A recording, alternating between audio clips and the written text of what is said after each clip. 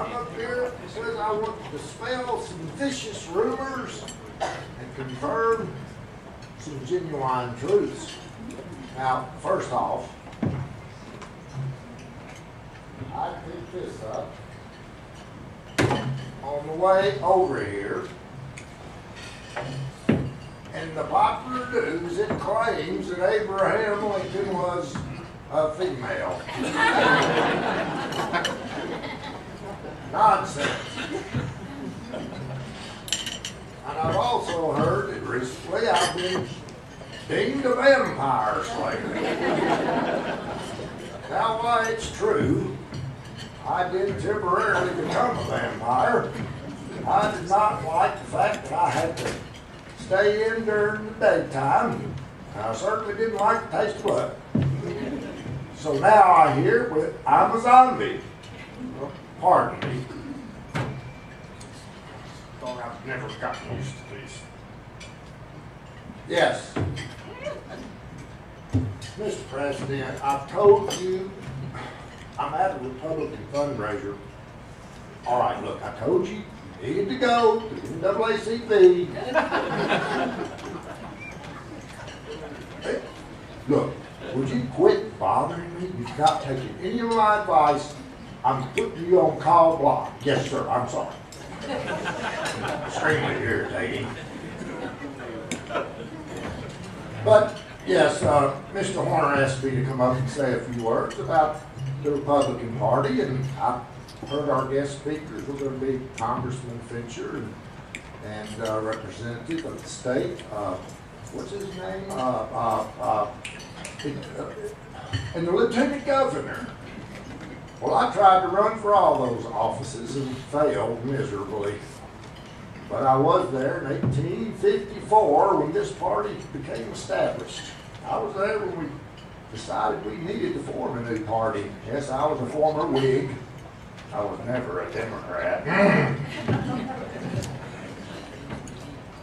And the main reason we founded this party was to prevent the extension of slavery into the incoming new states of the Union. The Kansas-Nebraska Act, passed when? 1854. And conservatives? Oh, my fellow Republicans, you're not conservatives. This is the radical party. Now, that term has been misused so often that people think it's extremism or, God forbid, terrorism. But radicals know, look it up in the dictionary. It means the party of truth.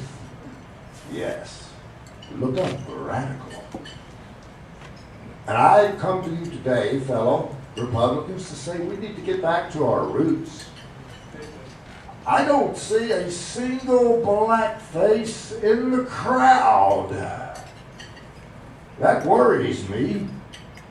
I gave my life to free the black man and women. This nation fought an awful war. Don't tell me it was about states' rights. It was over the Constitution that says all men are created equal. I remember I saw my first slave auction, hauling a raft of goods down the Mississippi Rivers in New Orleans. I saw children separated from their mothers and fathers, drug off, forever separated. I knew then it was wrong. And I'm so proud to be here before you tonight and say, thanks to this party, we ended that terrible institution. So give yourself a hand.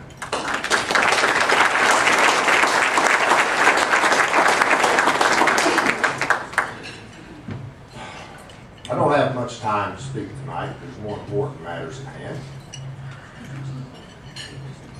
But I will tell you this. I have talked to many of you, and I think there's hope for this country. We must never concede, because this party stands for individualism, the right to succeed. I never had a formal education. Oh, I learned a little in Blab school. Deciphered the rule of three. learned the English language, unfortunately the only language I ever learned. But there's a lot of misinformation out there because I recently spoke at another university and I was appalled at the questions the college-educated students were asking me. They said, "Mr. Lincoln, isn't it true you own slaves?" I said, "My gosh, who is your history professor?" Well, she or he said that you had a... Oh, and isn't it true you wanted to send the black man back to Africa? Oh, that thought was entertaining, but when I met with Frederick Douglass, he set me straight on that one. No, folks, do not be ashamed of your past. Be proud of it.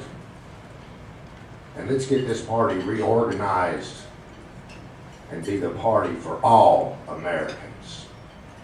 Well, I've got to run. My wife, she told me not to be late. She's having a seance tonight, so I better get back. It's been a pleasure.